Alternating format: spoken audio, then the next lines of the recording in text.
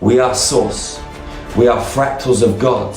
It's just that sometimes in these human avatars we forget that we am the omnipotent I am present. We are the energy, the light, the code, the frequency. We are consciousness. People look at past and future lives as linear, but nothing in this universe is linear. So reincarnation, how does it work? From my own personal experience, working with so many souls all over this planet, beautiful human beings who have had so many experiences, and also through my own experiences. When I first started my spiritual journey, I had a guide in human form that took me into hundreds of different reality fields, past lives. My consciousness and the higher realms that my consciousness is connected to have experienced. These physical vessels that we live and play the game of life in, these physical bodies, they're avatars that enable consciousness to interface with other human beings through other avatars. And my soul, my consciousness, may be a part of this physical body that people call Jerry. But my consciousness is also having experiences in other bodies. There are other streams of consciousness that are also having experiences as me, Jerry. But a different stream of consciousness is flowing through that avatar. I may reincarnate as you, and it's not so much that I reincarnate, but my consciousness gets to experience playing the game of life through the avatar that you are at the moment, that I could be in another reality field. People look at past and future lives as linear, but nothing in this universe is linear. Everything is happening simultaneously at the same time in the same space. If I leave my body today and my consciousness goes on to the next stage of my journey, and I come into another human body, right now it's May that I'm recording this video, 2024. I may incarnate 2,000 years ago. I may come into another body 20,000 years in front in so-called linear time. Now my consciousness is connected to my higher self and then other elements further up the chain. My soul, my oversoul. The oversoul splits, but it's not that it really splits. It fragments and fractals and has different experiences, but it's still connected to the same oversoul. A little bit like the ocean. The ocean is a body of water, and that body of water is vast. And as that body of water nears the shore, it breaks into waves. And those waves, they're still part of the ocean, but they're separate waves. And our oversoul fragments like the waves in the ocean. The oversoul is like the body of water. And then the souls, they fractalize. And the consciousness, it fractalizes and goes and has different experiences. Sometimes it has experiences at the same time in different bodies. Sometimes it will go and just have one experience. But like the ocean and the waves splitting, going into the shore, washing up onto the beach, the water gets dragged back out into the ocean. Just like our consciousness goes and has experiences. And when the consciousness leaves the avatar, the vessel, human body, extraterrestrial body, there's no difference really. We're extraterrestrials. There's extraterrestrials in space. There's extraterrestrials here on planet Earth. We are extraterrestrials. We came from the stars. But these different waves get sucked back out into the body of water, like the different streams of consciousness get sucked back into the field to download and upload the experiences that were taking place. And then the records from the soul that go to the oversoul up the chain go out into the records. And there are beings that look after these records. Maybe at some point you've been one of these beings. Maybe at some point in the so-called future you will become one of these beings that observes all the different planets and all the different experiences. It's like the most advanced system to view reality. If you go to a city like London, there are cameras everywhere. Thousands of cameras. And those cameras, they feed back to central databases, central control rooms. If you look at this on a grander scale, you've got huge control rooms with many beings observing planets. These bodies are incredible computers. and our consciousness controls these computers. And we have experiences and feed the information back to the control room. It gets stored in the records. Some people call it the Akashic records. There are many different systematical ways that these records are kept. And we as humans, consciousness in human bodies, have access to all of these records. Everything is available 24/7, 365.